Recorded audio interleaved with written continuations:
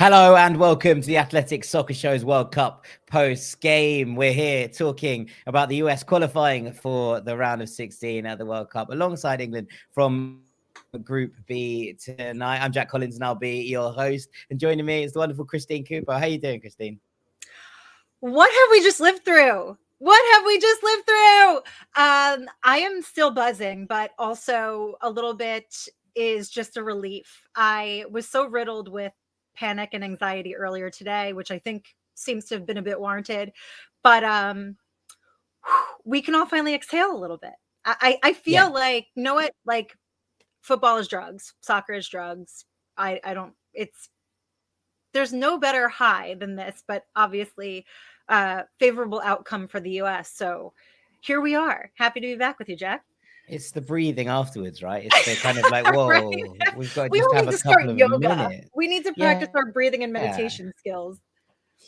I was brought in as a neutral for all these things, and I found myself so entrenched in this USMNT side. I just feel, like so aggressively entwined with them at this point. I mean, I picked up sides through this tournament as I've gone on, but this one I think is one I've stuck to, and it helps that Tim Ream and Anthony Robinson are in here kicking about, and I I commend you for even trying to maintain neutrality because, quite frankly, my entire life, no matter how neutral I am going into a match, rest assured, I am aggressively rooting for somebody, oh yeah, even if I don't say it out loud. Like, I'm like, what is wrong with me? Is this yeah. actually an affliction? I latch on to teams like, Yeah. in pretty much anything. I'll be like, oh yeah, Oh, yeah. The mental Morocco now my gymnastics. I'm side like, you know apparently. what? He once played for a club team that I liked, and maybe he's from my hometown. And now my boyhood club that I've never watched in my life. I'm ignited. You must win. Yeah, it's insane.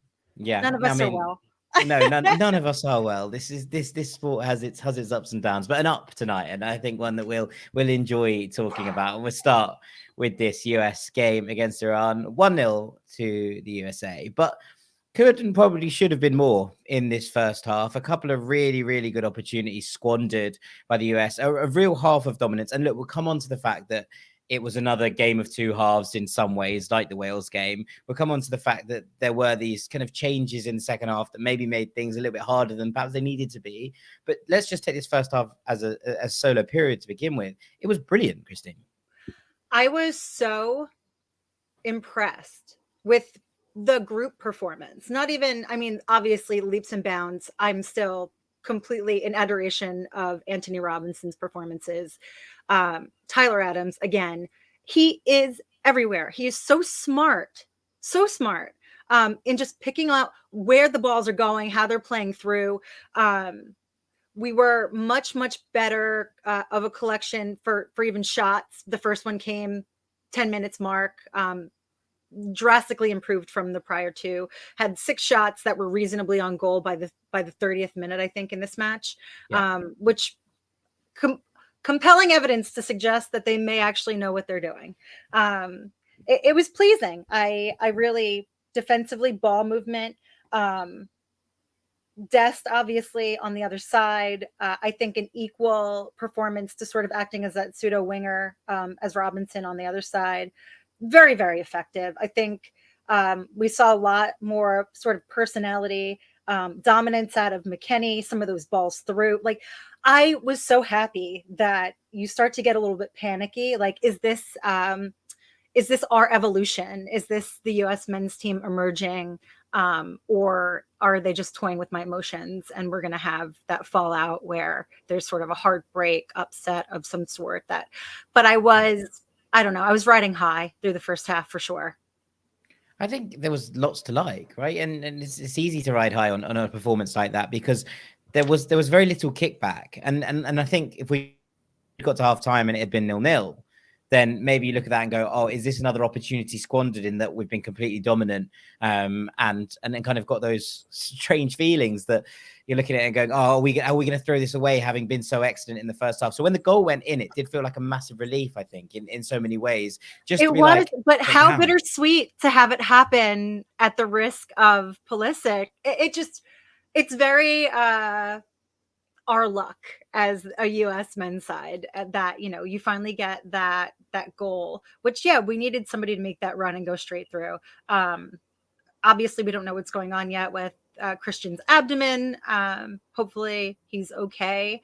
Not the only knock to It take felt this like match, an impact.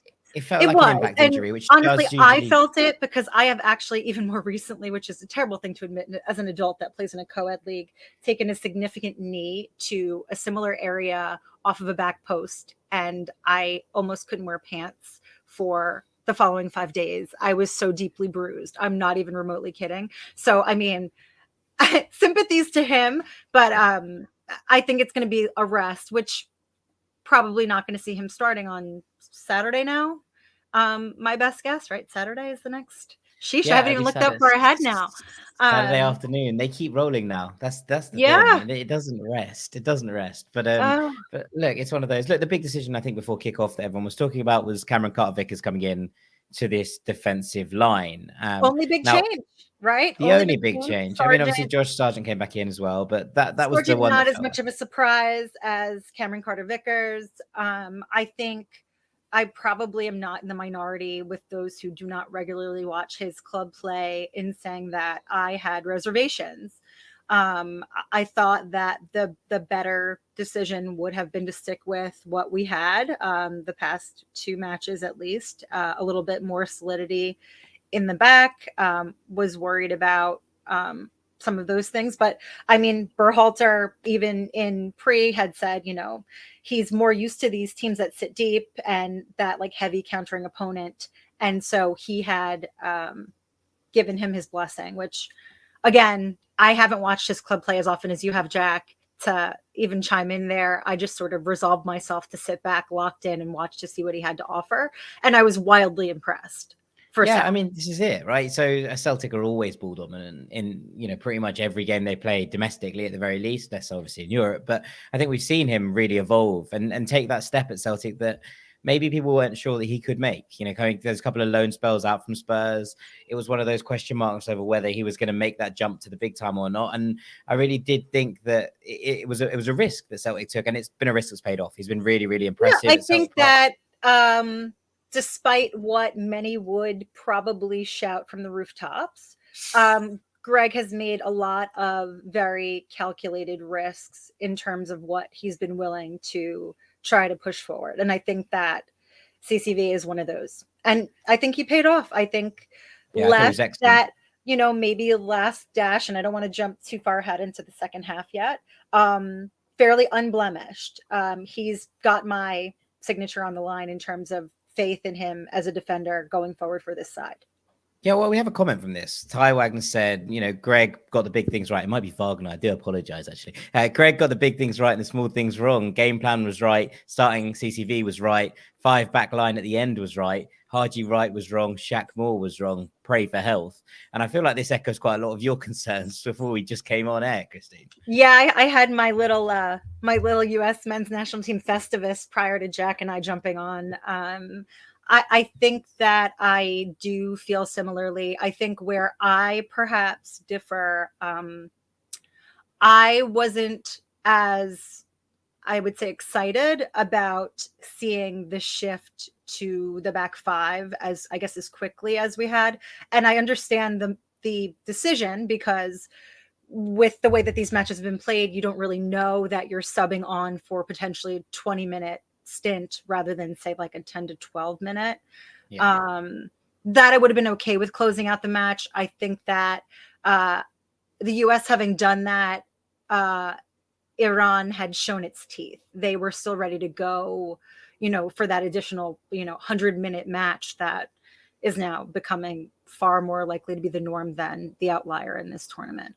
I do agree aggressively with the Haji assessment and also Shaq Moore, unfortunately or fortunately, depending on how you look at that.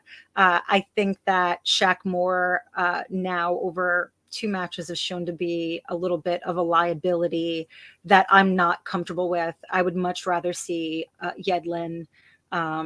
I know it's very hard we're really managing a lot of the fitness for the players that we're seeing shine. And that's just an unfortunate side effect of this tournament, the timing, etc.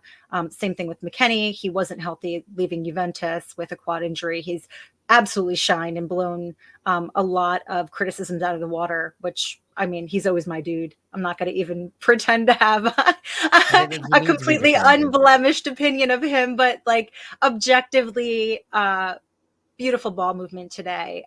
That guy got picked a couple times, but like Iran are largely a second ball team. They also are still like more of a threat in the final third than the US are. So, I mean, for what transpired, I'm very downvote on Shaq Moore. Haji Wright, I expect a lot more of. I think that he very much was a wilting flower on pitch today. Both just even like off ball, just there wasn't grit there for me. So he was kind of anything he did was kind of negated. I don't see that being another pick for me. Yeah, I mean, this is it. This is it. It was good, and there were moments at the end that were a little bit hairy. I thought Zimmerman came on, and yes, while I agree with you that the back five was a little bit long in how long it had to be suffered for, Zimmerman did really well, headed away everything, Agree. and Also it had got that to the end. critical clearance with the CCV transpiration of that weird possible. I mean, for me, it wasn't a foul, but the fact that we even had to hem up there for a moment and wait with bated breath as to whether or not that ref was going to make that call that late in that match and hand Iran a pen was. I mean, it's never a penalty in a million years, right? And there's nothing on it. And I've really enjoyed some I of the feel like the reaction on pregnant pitch. pause, though, Jack, the Yeah, pregnant yeah. pause that goes there gives you that little bit of doubt where in the depths of your brain that there's no chance, but yet you're now worried. Okay, I was panicked. Before they showed the replay, I was like, "Oh God, what's happened here? This is a real stressful one." And I saw it, and then I was watching the kind of. It was almost like a role play that they were trying to show the ref what had happened, and I was like, "That's just not what went on." I've just watched it back, my friend, and I can guarantee you that that's not what happened in the area. So it was one of those. But once I saw the replay, I was like, "They're never giving that in a million years," and I think that's the kind of killer there. But generally, I thought, especially in this first half, creative. There were some really lovely interchanges of play between the front three. McKennie and Adams pulled strings all night. I thought Yunus Musa was probably the best player on the park, generally, across this whole thing. And the fullbacks were so high and wide for so many, so much of They this played the game. width so well, Beautiful. and personal preferences. I have to add them in. I love that style of play. So for me, this was perfect orchestration. A few times they had Sargent and Weah playing balls off of each other, which was beautiful, perfect, a little bit saucy. I think my only complaint early on was that I legitimately screamed at my TV for Weah to shoot like that one turnover that he happened to just get a little extra, like, let me make that one extra pass, and it's like, no, shoot, you're in the box, shoot, play the rebound, it's likely not going directly to the keeper's hand. Be a little bit more decisive, and I think that that's where they're lacking some of that in the final third. Yeah, I think so. I mean, but I think it's growing, and I think it's getting better with games. And as we've kind of grown through this tournament in so many ways, you're looking at the US side, and in the first game, yes, obviously there's the goal that comes through, but it's the only real clear-cut opportunity, I think, in a game that dominated for ages. Then I thought that the US were the better side against England, and I thought today they were the better side against Iran. That's a massive, result in terms of how this group looks, and it takes the US to the round of 16 where they'll face the Netherlands. Now, it's not the ideal tie, I would say, on paper, but equally, the Netherlands haven't been brilliant. This is a game where you're looking at a side that is star-studded, absolutely no doubt about it, and there is no doubt whatsoever that the USMNT come into this as underdogs. But you look at their performances. I thought against Qatar today they were fine, but not great. And I Right. think I against mean, Ecuador, you got still have at. the lens of they are playing against Qatar, right? I mean, Exactly. that tempers things a bit, right? I think that if anything, if we're going to move positively from this match, I think that Greg now has all of the notes he possibly could need on each and every player, their strengths, weaknesses, and probably better ways to tweak the usage of subs and manage minutes on some of the legs of the other players who are absolutely, leveled from just the tenacity of play. I'm not mad at any of those players for that. I think they did a great job. I think they probably have to play a bit smarter against Netherlands than they have, some of these other squads, especially demonstrating matches like Wales, and even this one specifically, where you almost have a completely different story, both halves again. Yeah. I think that is probably a point of weakness that for me, I still have lingering questions. I think that's what will end up killing them, because like you cannot continue to play for draws or play holding at just like a 1-0. It gets difficult because you see the brilliance in the first half. The second half, it's so diminished and depleted. All other things aside, that you almost argue they have to get it right by Netherlands, or it's going to be a do or die situation. There can't really be all that much lofty hope, as much as I'd like to be blindly optimistic about them traveling deeper into this tournament. I think when you look at this kind of game, and you look at the three in general that the US70 have played, I would say that England are probably a slightly better team than the Netherlands are at this point, or at least have demonstrated within this tournament that they are a slightly better team than the Netherlands have so far. And the US handled England relatively serenely, I think, in general, and that's got to be a massive plus.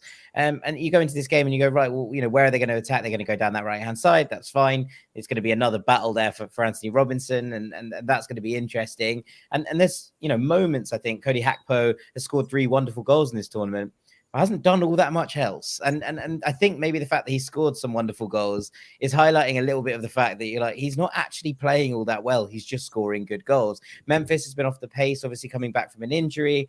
There's a lot going on with this Dutch team. Daley Blind is playing at left wing back. I don't like him there. I think he's a much better left centre back / flat left back, and maybe they're lacking a bit of forward thrust in those areas. It's not been plain sailing, and I think the US can get at this midfield. And if you can get this midfield, I think if they continue to stay the course with their most optimal lineups, I think I'm 1,000% in agreement with you, and I don't think that Netherlands should be that big of a deal. Now, if they get outmaneuvered, if we have a few of the weaker players slotted, and they get Louis van Gaal, then that's another story. Yeah, and that can happen. And there's no disgrace going out to the Netherlands in the round of 16. That's a perfectly reasonable place. I don't think I don't think that would be like hide your face shaming level of performance. But I think it needs to be tweaked up a bit. We need to not be making subs like Shaq Moore and Haji, and maybe not all at once, right? Maybe individually in pockets they're protected because of the strength of the other players. Together, collectively, fine. But the second half, it got way too shaky where it shouldn't have been in instances for my liking. Yeah, I think that's fair. I mean, talking of subs, no Gio Reyna again. Now the talk of a rift has been played down by lots of people in the camp. And I do wonder if this is just one of those where obviously the hand was forced with Brendan Aronson at halftime coming on for Christian Pulisic. And then at that point, when he wants to take Tim Weah off, he goes, right, I'm going to bring in another centre back. That's where I'm going to. And I do, but there will be conversation about it, because naturally when these things happen, conversation is probably a very polite and more measured way of describing what will definitely transpire, because people like to scream across the internet. They like attention. They like all of the things involved. I think that without hearing... And football's a drug. We said at the top. Yeah, without hearing what Greg says in post at the time that we're speaking, I think it's hard to discern yet how many of those specific details that those are all reasonable reasons not to have Gio on. You know what I mean? Like, sometimes your plans get disrupted. That's part of being an effective manager, making the call to pivot. On the fly, right? Yeah. Right. Like, sometimes it happens. So I think that right now it's too hard to say. I can't argue that, Gio should have been on, because quite frankly, what we saw in the first half, I wouldn't have changed for a second. So I think that it makes it very difficult to figure out how much of this is actually purely tactical, and perhaps some maneuvering, and obviously the personal issues that have now been downplayed. This happens a lot. Players have relationships across the board. Like, you have to be silly to not think that they all talk in some capacity. It's just unless you're the Belgium team, apparently, who apparently none of them speak to each other anymore. Yeah, so I mean, maybe that's where we need to get to, right? Like, yeah. Everybody's under a gag order. No, I think that, yeah, the unfortunate side of that is that it certainly draws a unnecessary dark cloud over Gio during this tournament that he certainly doesn't need to be contending with. I think the focus needs to be on the tournament for all of them, and it's unfair for even fans to sort of dive on this idea that, you know, that's the only reason that he's not playing. I think it's there needs more clarity there. I'm sure we'll see Gio further in the tournament. It'd be impossible not to. You have, you know, set rotation. But I think for what's been working, what arguments do you have? Yeah. And I also think we've seen that Aronson is his go-to guy, whether it's as an 8 or as a wide man, right? And so like, for him to have to go, you've got 45 minutes here. This isn't a 10-minute change that I can reverse. If you're going to have to yank Pulisic for an injury and you need somebody for pressing ability and final third help to plug that hole, I have very few arguments that I'd be able to mount against Aronson. Yeah, I'd agree. Completely agree. In the other game in this group, which I'm sure that you haven't watched, getting wrapped up in it, I double screened this. I watched I watched the score and some of the match minute by minute for England, and I'm going to tell you that the US Iran match was so overwhelmingly captivating that correct.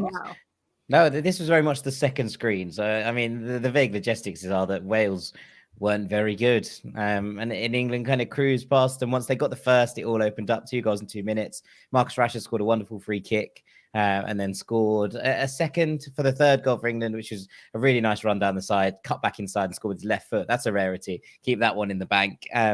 And between them, we saw England kind of just seal the deal. Harry Kane crossed for Phil Foden, so everyone was pleased with that. I think. Yes, that will appease the masses. That's what you mean. It's a bit like the Gio Reyna thing, right? So yes, seeing the same definitely. Thing yeah. U.S. men's national team is to Gio as Phil Foden is to England for sure. I think that I heard many somewhat violent arguments in favor of Foden. So it's nice that that gang got a piece today.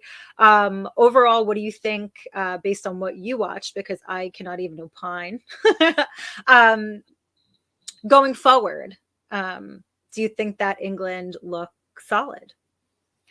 Well, I think we've seen 2 different Englands, right? So the England that played against Iran and the England that played against Wales today. And we've seen the England that played maybe the first half for this game and the whole game against the US. Where the irony in there being slow. This bizarro mirror between the US and England at this juncture, where you can make very vague statements about both squads and not be able to discern who it's about is it's something, isn't it? It's quite something. I think it's probably the way. I think England are fine. I think that the path they're on puts them on collision course with France in the quarterfinals. I think right now I'd be hard pushed to see them beating France. Exactly. So that's where I'm at with it. Equally, I've seen England randomly sort of walk the way through random tournament games before, and I wouldn't bet against them winning the odd game 1-0 and kind of getting past where maybe they think they should be, but I can't see them getting past France at the moment. And Senegal, I think we'll come on to them in a minute, but Senegal were very good today, and I really enjoyed watching them. And you know, just maybe there's a shock waiting to happen there. So we'll see. Senegal and Ecuador were how do I put this? I was elated for Senegal. I really want to see them just fight, duke it out to the last second, right? But Ecuador really tempered some of the joy, because I genuinely feel badly for them. Like, I hate when that happens. I hate when that happens. You want to just be like, yeah, Senegal, suck it, Ecuador. And then you're like, no, I actually, I'm a little bit heartbroken for them. It's a really mad one, because actually if Ecuador had pushed on and won that game against the Netherlands, then maybe we'd be looking at a completely different scenario today and how this all played out. But alas, it was what it was. And before we move on to that group, though, there's a question here from Richard, who says, being objective, I'm having a hard time understanding the USMNT style of play. there are two fixtures that they should have got a lot more out of, and I think that that's probably fair. But I think that stylistically, I can see what Berhalter's trying to do, at least at the start of games. Although I think there may be questions about how he's ending them. Yeah, I agree with you on that. I do. I think that over the last, especially more recent few years, I think that that has sort of been a goal, is to carve out a very specific style to this very young bunch that who will inevitably go on to play more than a few World Cups together, God willing, right?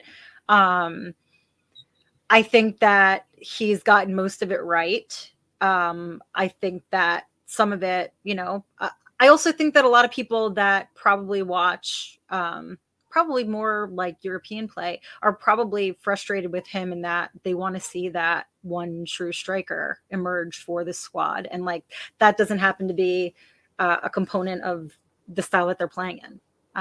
It's Flo Balogun, by the way. It's Flo Balogun. New York-born Flo Balogun. There's the answer to the USMNT number 9 problem. But alas, go on. Oh my God. I'm like, wow, it's going to be something I think about later. I think, yeah. But yeah, I think there should have been more that they've gotten out of it.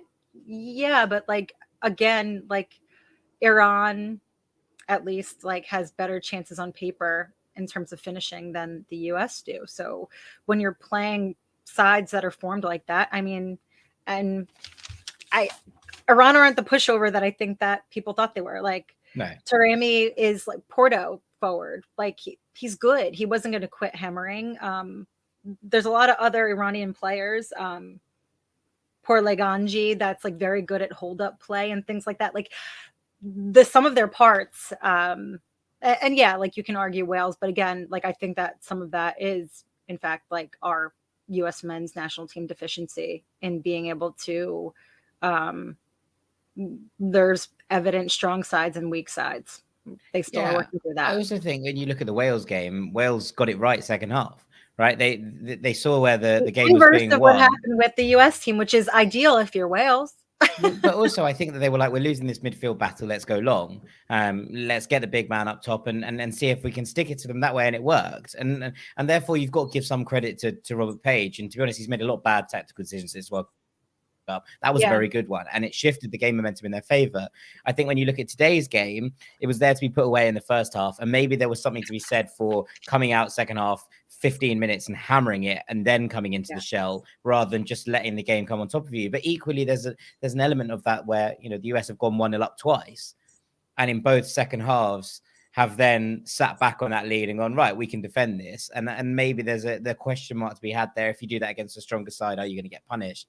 And I suppose we'll see that. I'd argue yes, but yeah, I mean, hopefully this now happening twice, at least in succession, you have to address that. That's not something that you can keep rolling the dice on, in my opinion. But yeah, so to your point, Richard, yes, they should have gotten more out of this, but also I think that we need to not discount the sides that they've actually faced. I think we need to give them far more credit than they've been given. Yeah, no, this was a the hardest group on paper, right? Every side in the world top 20. Now, I mean, whether you give much stock to FIFA rankings or not, I don't personally, but I think that there was a fair amount in this group where you go, yeah, England are the side that people are going to go, right, they're probably the best side in the group, and then the rest of it was very tight, and that's how it's kind of played out as well between the three other teams, right? You take out the England results out of this group, and everything's very tight. And that's how it was going to be. And so therefore to get out of that group, and I think you can say the same with other groups in this World Cup, the Serbia, Switzerland, Cameroon group behind Brazil, you're going, right, that's a scrap behind that to see who gets out of that group. Ignore the Brazil results, scrap between the three of you to get it out. And that's going to happen more and more. And so to win that scrap, I think is something that needs credit in itself. There's another one here from M. Wade who says, do you think there's a world where Aronson plays an annoying 9 role instead of watching Sergeant Ferreira flounder at the top? Not under Berhalter, I don't think. Yeah, I don't think that's going to happen. But I also, I mean, I don't know if I'd call performances by Sargent and Ferreira floundering. I just I don't. thought Josh Sargent was very good today, and Yeah. I have not said that often, and I watch him a lot in the championship, and I often don't think he's very good, but I thought he was excellent I today. thought he had a great game today. I really did. Maybe not consistent with past performances, but I don't think that I'd have any issues with him. I don't know what arguments you'd have about his play today. I really, if you want to argue with me about Shaq Moore, if you want to argue with me about like some of the other players today and tell me that they're horrible, I would be inclined to agree with you. But I think outside of just having Sargent specific biases, I don't, no notes for him. No notes, no notes. Right, let's come on to the other two games today, which were in Group A. The Netherlands, we've already talked about a little bit. They beat Qatar 2-0, and Ecuador lost 2-1 to Senegal. This Ecuador-Senegal game, and I know you spoke about the kind of mixed feelings. I completely agree with you. I think Ecuador have been absolutely sensational. And looking at and watching them over the course of this tournament, I've just really enjoyed them. They've been a real breath of fresh air in so many ways. And I was worried about this team. I thought it was young. This is obviously the crop that did really, really well in the youth tournaments and had got to various finals and quarterfinals and semifinals as a youth crop. And it feels like they were coming of age, but I was worried about where the goals were going to come from. Turns out Enner Valencia's just still got it at tournaments, so it doesn't really matter. But to see them crash out was a shame. And yet the joy of watching Senegal go through was something as well. Yeah, I'm just Senegal focused, very like Koulibaly Hive. We ride. Like let's see what we got. It's a nice little story with Cisse at the helm, having captained that side in 2002. Me being like, oh my God, I remember that. And now I'm going to go start drinking aggressively now. It's funny how many moments that you realize some of these players, playing either debuting or otherwise, like early on in my like childhood and life, and seeing them, including Memo, that just are currently making me feel very old, where I'm just like, oh, you mean to tell me I have now lived through the rest of this man's career and he is now managing? Okay. Yeah. Oh, he takes it to heart. He's a young manager. He's a young man. I mean, 2002 is just about the first World Cup I can remember. So yeah, I was very much still a baby at that point. So I'm going to give beyond that, good luck. It was very soft brain stuff. Do not ask me about what transpired in the 90s. I probably read about it in a book. Yeah, exactly. I mean, my things are visioned through watching the DVDs back. I think later through life, but this was nice in many ways. Koulibaly scores the winner. Great for him after the season he's had. Also, he was wearing the captain's armband today with number 19 on it, and I tweeted about this for Papa Bouba Diop, who died 2 years ago today, and who obviously scored Senegal's first goal in that 2002 tournament, and there was an element of written in the stars that for me that I really, really did enjoy. I don't care what anybody says. Us collection of football fans, world football fans, I'll say, we are romantics. Okay. Oh, yeah. Like, I'm a sucker for a story like that. Narrative FC, we ride. Yeah. But that's part of the passion that goes into the sport, right? Seeing that and sort of these tip of the hat moments from player to player generationally is, it's endearing. So yeah, like that certainly adds a special touch to a match that, they managed to dig out. Just, I hope that if anything comes of this, that Ecuador side isn't so deflated due to just this unfortunate bouncing, because they are a fiery, talented bunch. And I really don't doubt that we won't see them again for, next World Cups. I think we'll see them next time, closer to home soil, shall we say? But I'd imagine that they're going to be there, especially with an expanded universe, shall we say? The cinematic universe of the World Cup is expanding to 48 teams for the next World Cup. So we're going to have more parties and more teams to research. I can't even. How do you as an aside? I hope everyone realizes the considerable amount of time and research that goes in, like months leading into, and then the crunch once the rosters are actually officially dropped on like our side. Like I was dreaming about rosters. Okay. Like I don't know how I I'm gonna have just like a dictation tool that's like, oh yes, this is the notes that I took from To be prior fair, year. maybe by next time we'll have them. I wrote 2,000 words on Saudi Arabia. I don't think it's possible to know more about their squad than what I physically feel right Researching now. some of the players that don't even have a club side is probably one of my favorite things, but not when I don't have the luxury of time. That's enough about Cristiano Ronaldo, though. We'll move onwards. Netherlands scored twice. Frankie de Jong scored. That was nice. Cody Gakpo, 3 goals, as we said, across the course of the tournament so far. Someone who has eyes on him all over the planet. But this is a big stage for him. And he's taken to it in terms of making his mark, even if the performances haven't always been good.